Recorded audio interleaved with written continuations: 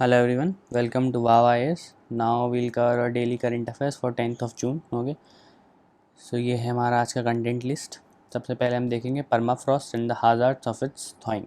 Okay, so permafrost जो भी regions हैं जो हमेशा के लिए जमे हुए हैं, उन अगर वो पिघलते हैं तो क्या क्या नुकसान होने वाला है वो हम देखेंगे. दूसरा है payments infrastructure development fund. Okay, ये आरबीआई ने क्रिएट किया है और इसको क्रिएट किया गया है to encourage the point of sales deployment. Okay, card machines और जितने भी पॉइंट ऑफ सेल्स इंफ्रास्ट्रक्चर है उसको डिप्लॉय करने के लिए, एनकरेज करने के लिए ये PIDF को बनाया गया है आरबीआई ने. ओके, तीसरा हम डिस्कस करेंगे crystalline rubrene for optoelectronic devices. तो इसमें हाई एंड डिवाइसेस जनरेट होंगे और इसका पोटेंशियल यूज़ है ई स्किन के लिए भी. इलेक्ट्रॉनिक स्किन भी हम इससे बना सकते हैं. तो हम देखेंगे क्रिस्टलाइन रबरीन क्या है और ऑप्टो इलेक्ट्रॉनिक डिवाइसेस क्या है. जो हमारा लास्ट टॉपिक है that is CAT, that is the central administrative tribunal. Okay, तो उसकी एक नई बेंच सेंटर ने इनाग्रेट की है for the union territory of Ladakh and Jammu and Kashmir. तो थोड़ा हम कैट के बारे में जानेंगे. ज़्यादा न्यूज़ नहीं है आज के लिए, 4 ही टॉपिक्स हैं, तो लेट्स मूव फॉरवर्ड. पहला टॉपिक है हमारा permafrost and the hazards of its thawing. So जैसा कि मैंने आपको बताया, परमाफ्रॉस्ट जितनी भी परमानेंटली जमी हुई जगह हैं उनको हम परमाफ्रॉस्ट कहते हैं.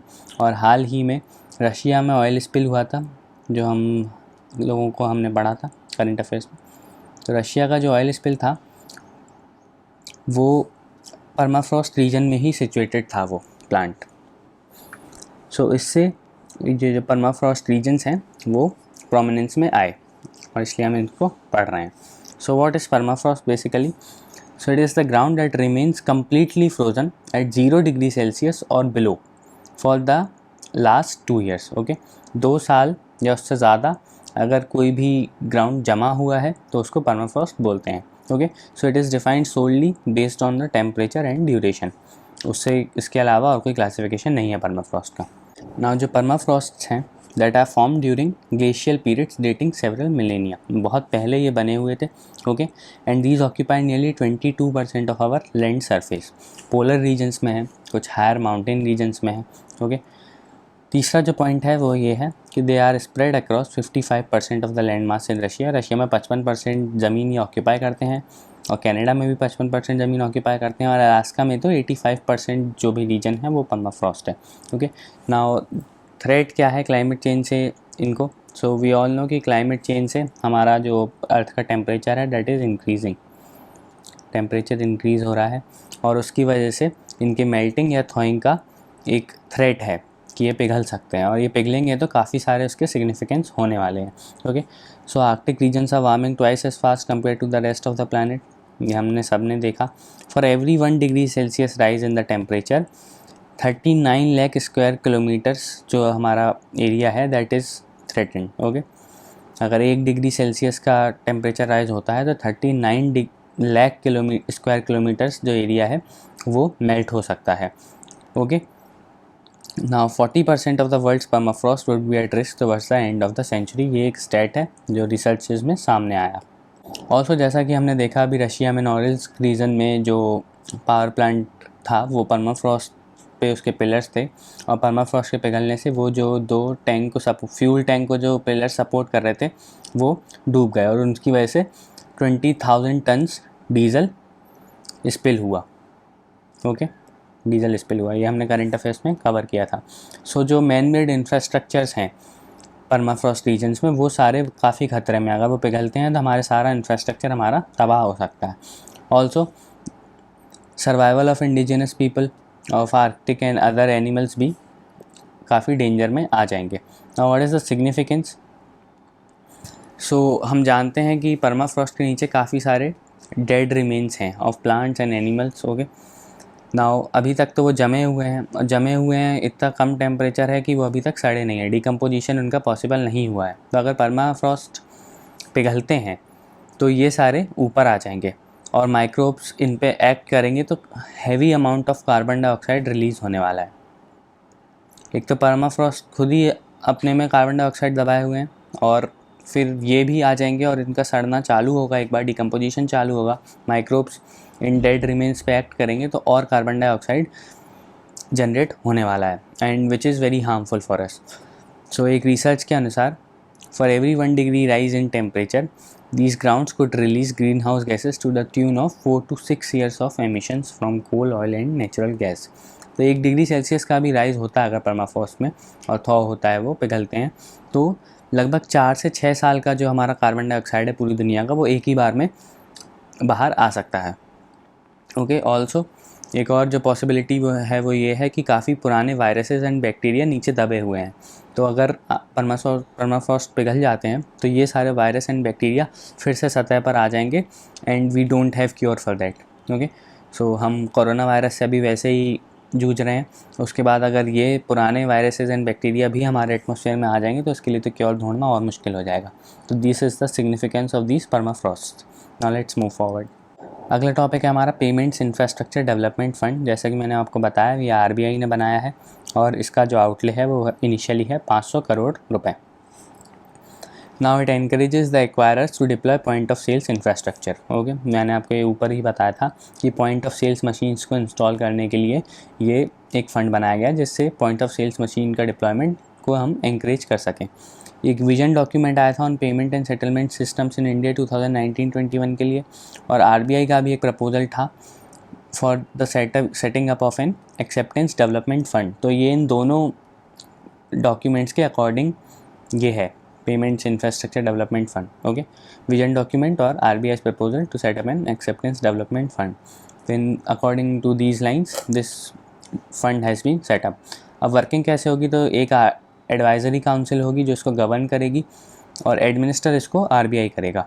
ओके, और इसमें डिपॉजिट्स कैसे होंगे, तो जो भी कार्ड इशूइंग कंपनीज़ हैं और नेटवर्क कंपनीज़ हैं, कार्ड इशूइंग बैंक्स हैं, वो इसमें रिकरिंग डिपॉजिट्स करेंगे। अगर कोई शॉर्टफॉल होता है तो शॉर्टफॉल की भरपाई आरबीआई भी करेगा। ओके, तो it is to provide a fillip to digitisation of payment systems. Basically digitisation के लिए ये फ़ंड बनाया गया है। अब आगे बढ़ते हैं। अगला टॉपिक है हमारा crystalline rubrene for optoelectronic devices. Okay, so institute of advance study in science and technology IASST, ये ऑटोनोमस इंस्टीट्यूट है department of science and technology का, और उसने एक नई प्रोसेस डेवलप की है to synthesise crystalline rubrene for the development of optoelectronic devices. Okay, and for the preparation of electronic skin, e skin. So अब basically crystalline rubrene है क्या, so it is a polycyclic aromatic hydrocarbon based thin film. एक thin film है, okay, polycyclic aromatic hydrocarbon की।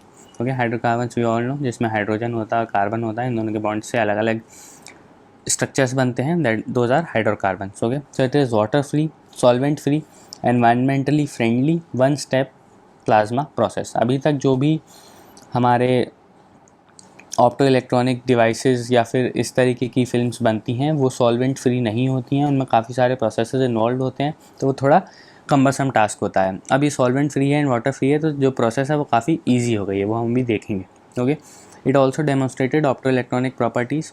तो opto electronic properties are which detect and control light. Okay, so ये जो devices हैं इनने ऑप्टो इलेक्ट्रॉनिक प्रॉपर्टीज़ भी दिखाई हैं।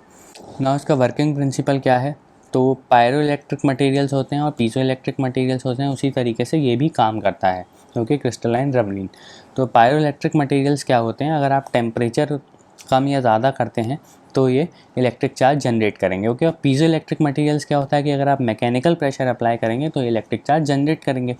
अब पायरो इलेक्ट्रिसिटी से एक और जो हमारा इफेक्ट आया, that is pyro phototronic effect. Okay, now pyro electricity में क्या होता है कि अगर आप टेम्परेचर कम या ज़्यादा कर रहे हैं तो इलेक्ट्रिक चार्ज प्रोड्यूस हो रहा है। पायरो फोटोट्रॉनिक इफेक्ट में क्या होता है कि फोटॉन्स के एब्जॉर्प्शन से इलेक्ट्रिक चार्ज डेवलप होता है। तो ये काफ़ी सारे सेंसर्स में यूज़ होती है टेक्निक पायरो इलेक्ट्रिसिटी का या पायरो फोटोट्रॉनिक इफेक्ट। ये काफ़ी सारे सेंसर्स में हम यूज़ करते हैं इसका कि फोटॉन्स एब्जॉर्ब हुए तो एक इलेक्ट्रिक चार्ज आएगा, जिससे आप काफ़ी सारे सेंसर्स डेवलप कर सकते हैं, like infrared detectors. Okay, for the application in infrared sensing for space research, defence, remote sensing and house hold appliances, security apps, इससे सिक्योरिटी कैमराज, इससे आप वो कर सकते हो कि मूवमेंट डिटेक्ट कर ले। ओके, टेम्परेचर अगर चेंज हो रहा है तो उससे मोशन भी आप डिटेक्ट कर सकते हैं। नाउ ह्यूमन स्किन भी इसी तरीके से काम करती है। ह्यूमन स्किन क्या करती है, आप उस पर प्रेशर अप्लाई करेंगे तो आपको एक स्टिमुलस देगी। ओके, सो ये बेसिक जो फंक्शन है वो स्टिमुलस के ऊपर है पूरा। नाउ जो इस टाइप के मटेरियल्स होते हैं like these opto electronic materials, ये हमारे नेचुरल बायोलॉजिकल सिस्टम में भी अवेलेबल होते हैं। ह्यूमन स्किन पे एंड प्लांट के सेल्यूलोज में ये मटेरियल्स जनरली अवेलेबल होते हैं, जिससे हमको स्टिमुलेशन होता है, हमको फील होता है। Okay, so rubrene crystal has a thin amorphous oxide layer formed over crystalline film which induces surface layer polarization effect leading to pyrophototronic effect। अब यही सेम इफेक्ट pyrophototronic इफेक्ट ये क्रिस्टलाइन रबरीन जनरेट कर रहा है, जो हमने अभी एक्सप्लेन किया। ओके, तो सिग्निफिकेंस क्या है इस रिसर्च का? तो सबसे पहले तो यही है कि आप ई स्किन डेवलप कर सकते हैं, क्योंकि हमारी स्किन में पायरोफोटोट्रॉनिक इफेक्ट होता है, और हम अगर क्रिस्टलाइन रबरीन की मदद से पायरोफोटोट्रॉनिक इफेक्ट को जनरेट कर सकते हैं दोबारा, अगर हम फोटॉन्स के एब्जॉर्प्शन से, इलेक्ट्रिक चार्ज से, और इसको स्टिमुलाई डेवलप कर सकते हैं, तो हम ई स्किन डेवलप कर सकते हैं। ओके, वो स्किन की तरह ही फंक्शन करेगा। दूसरी जो इम्पॉर्टेंट चीज़ है कि हम बायोलॉजिकल सिस्टम्स की स्टडी कर सकते हैं, क्योंकि जैसे मैंने आपको बताया कि जितनी भी बायोलॉजिकल सिस्टम्स होते हैं उनमें ये मटेरियल्स नेचुरली अवेलेबल होते हैं। अगर आप इसको आर्टिफिशियली जनरेट करते हैं तो इन बायोलॉजिकल सिस्टम्स को समझने में आपको एक और ज़्यादा हेल्प मिलेगी। ओके, सो यही था ये पूरा topic about the rubrene crystal. आज का जो लास्ट टॉपिक है हमारा, that is the central administrative tribunal bench for the union territory of Ladakh and Jammu and Kashmir. तो 18th बेंच इनाग्रेट की है सेंट्रल गवर्नमेंट ने for the union territory of Ladakh and Jammu Kashmir. Okay, now the CAT has been established under article 323 of the constitution, ये हम सबको पता है। And it adjudicates for the persons appointed to public services and posts in connection with the affairs of the union और other authorities।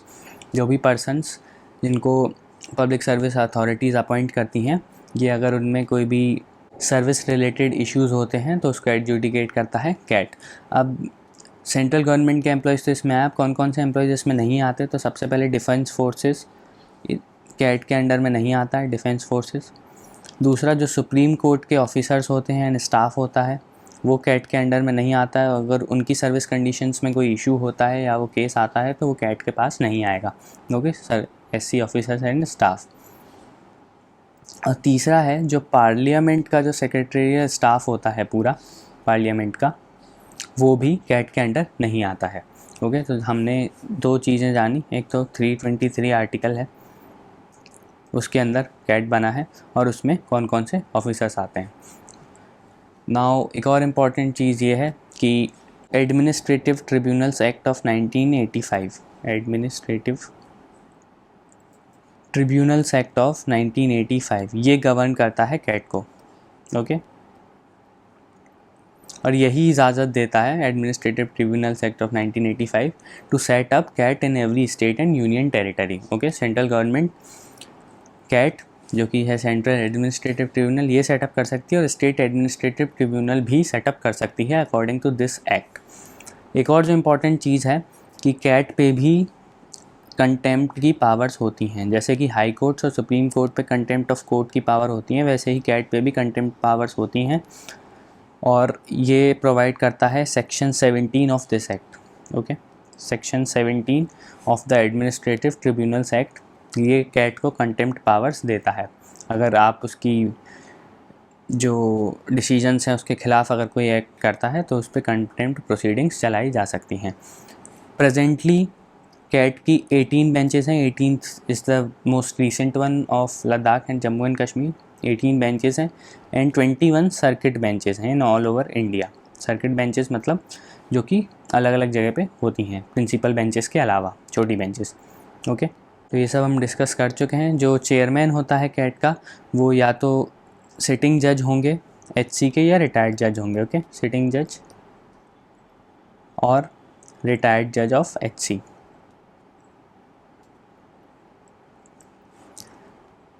Okay, और इसमें administrative and judicial दोनों members होते हैं, एडमिनिस्ट्रेटिव एंड जुडिशियल। तो इतना ही आपको याद रखना था।